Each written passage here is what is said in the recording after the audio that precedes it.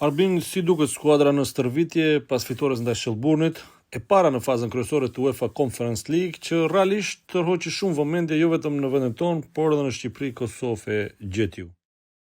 Realisht ishte një ndeshje historike për gjithë ne.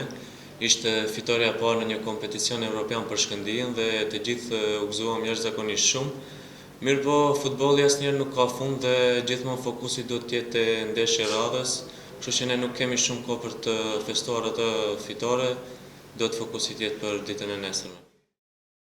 Mirë, suksesi ndaj Shelbourneit tashmë duhet arkivohet pasi nesër na pret përballje kampionale me Vardarin. Është gati skuadra për të dhënë më të mirën?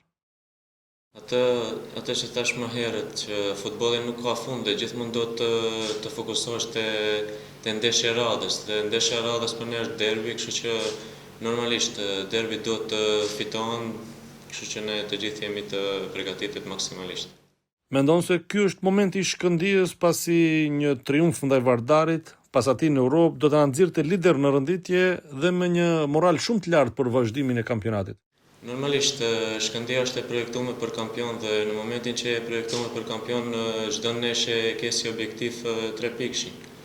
Kështu që nesër është derbi dhe derbit nuk luhen po fitohen.